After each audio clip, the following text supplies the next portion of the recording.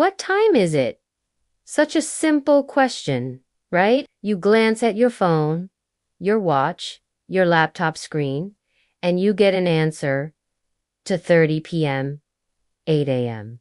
But what are you really asking? You're not just asking for a number. You're asking where you are in the grand shared story of your day. You're syncing yourself with the rest of the world.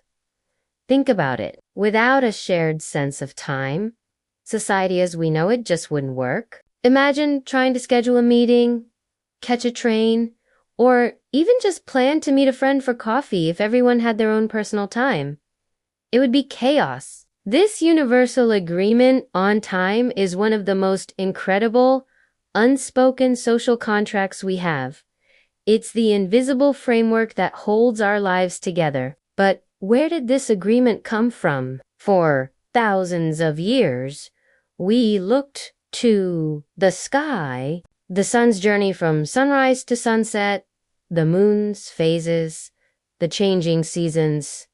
These were our first clocks. Ancient civilizations, from the Egyptians with their massive obelisks, casting shadows, to the Babylonians who gave us the 60-minute hour, were all obsessed with tracking time. They built sundials and water clocks, intricate devices, all designed to answer that fundamental question.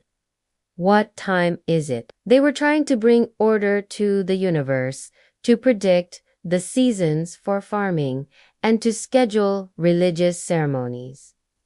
Time wasn't just about convenience. It was about survival and understanding our place in the cosmos. Then came the mechanical clock in Europe during the Middle Ages.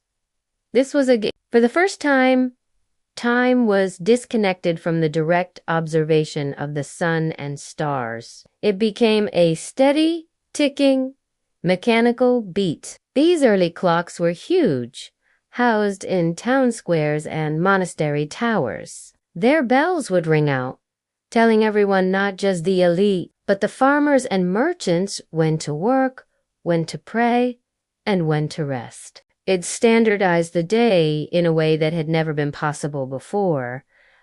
Time became public. The real revolution, though, was personal time. The invention of pocket watches and later wristwatches meant that for the first time in history, individuals could carry time with them. You no longer had to be within earshot of the town bell. Time became private, personal. You could manage your own schedule, your own life, down to the minute. This shift had a profound impact on how we see ourselves. It fueled the Industrial Revolution, where factories needed workers to be perfectly synchronized. It created the idea of being on time and the anxiety of being late. Our relationship with time became much more intimate and also much more stressful. But here's a mind-bending thought. Is the time on your watch even real? Albert Einstein came along and completely blew up our neat and tidy concept of time. His theory of relativity showed that time is not constant. It's, well, relative. Time can speed up or slow down depending on how fast you're moving and the strength of gravity around you. The clocks on GPS satellites in orbit around the Earth actually tick slightly faster than clocks down here on the surface. Scientists have to constantly adjust them so that your GPS can accurately tell you where you are. So the time on your phone is a carefully coordinated relativistic illusion. Time isn't a single universal river flowing at the same speed for everyone. It's a whole network of streams, all flowing at slightly different rates. This brings us to our internal sense of time. Have you ever noticed how time seems to fly when you're having fun, but drags on forever when you're bored or waiting for something? That's your brain's own clock At work, our perception of time is incredibly subjective and emotional. Fear can make a single second feel like an eternity, while joy can make an entire day vanish in a flash. This is called chronoception, and scientists are still trying to figure out exactly how our brains do it. It seems to be linked to things like our heart rate, our body temperature, and the release of chemicals like dopamine. So when you ask, what time is it? The answer depends on whether you're asking a physicist, a historian, or your own brain. And time seems to speed up as we get older, right? A summer felt like a lifetime when you were a kid.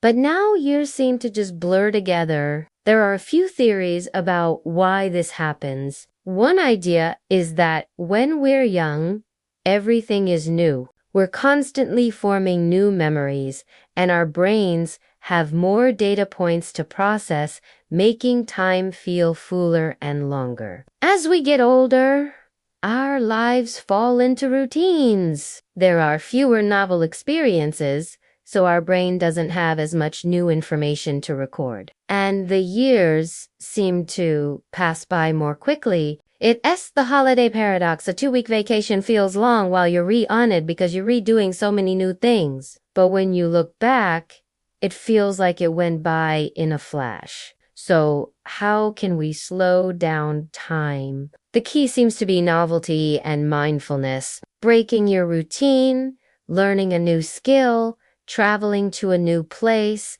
or even just taking a different route to work can create those new memories that make time feel richer and more expansive. Being present in the moment, really paying attention to your senses, to the conversation you're having, to the food you're eating, can also help to stretch out your perception of time. Instead of letting life just rush by on autopilot, you can consciously choose to experience it more fully. So the next time you ask, what time is it? Take a moment to think about what you're really asking. You're re-tapping into a story that stretches back to ancient sundials and forward into the mysteries of the universe. You're connecting to a shared human agreement that organizes our entire world, and you're checking in with your own personal, subjective experience of this strange, flexible, and precious thing we call time. Time isn't just a number on a screen. It's the measurement of our lives. It's the ultimate limited resource. We can't make more of it.